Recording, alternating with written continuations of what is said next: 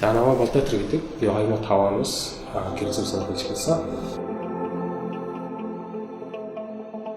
За би 2005 оноос 9 дугаар ангид байхдаа ахыхаа нэг түргэн зургийн студид дадлага хийж тэндээсээ гэрэл зураг гаргаж эхэлжсэн.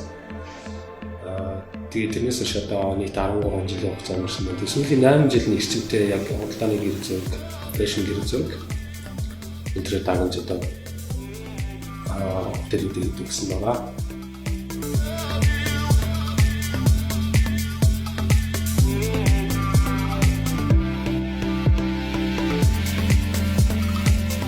Хүрэг зураг бол дотоос харцаа хөрөнгөтэй тийм янз бүрийн зураг авсаад үзүүлэх надад стил имиж аргашин харуулах тийм янз бүгд бүттэй байдаг. Миний бол ихтэй фэшн талтай эмэгтэй хүний хүрэг зургийг илүү гоо сайхантай харагдуулах талаас нь илүү төлөвлөгөө ажилладаг.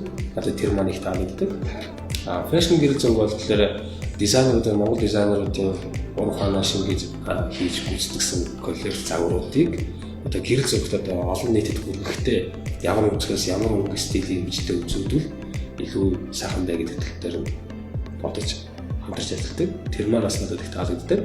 За ажилласаа мэдэрдэг хамгийн сайхан мэдрэмжүүд бол мэдээж хамт олон одоо хүрээлж байгаа хүрээлэл тэр гэрэл зураг одоо өөрөө одоо эцсийн бүтээгдэхүүн болоод гараад одоо олон нийтэд хүрээд тэндээс одоо янз янзын комменттэй урам авах гоё урмын өгөөд тийм нас их кайф авч одоо дараагийн ажлуудыг их хүчийг авдаг да.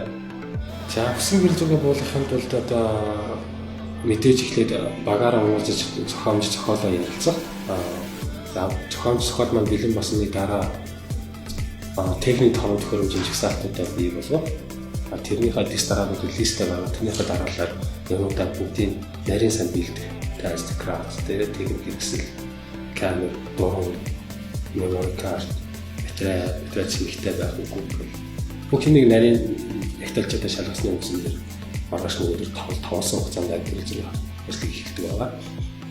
За гэрэл зураг сонирхож байгаа нийт залуучуудтай хамтж одоо хүрэг зураг юм уу, фэшн гэрэл зургийг илүү дургийн хувааруудаа маш өөрийнхөө одоо мэдрэмжийг тааруулж сонгож байгаа гэж хэлмээр. Дургийн хуваарууд ямар байхаа шалтгаалж тэр зургийн уур амьсгал хүмүүс нүгж байгаа мэдрэмж нь ихтэй өөр идэг.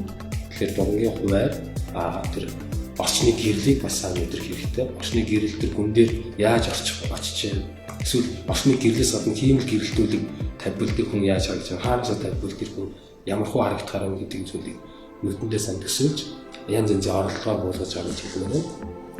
За тэгээд их шүтээ орж залуусаа тэгээд цэвэр дүүрэн байгаа.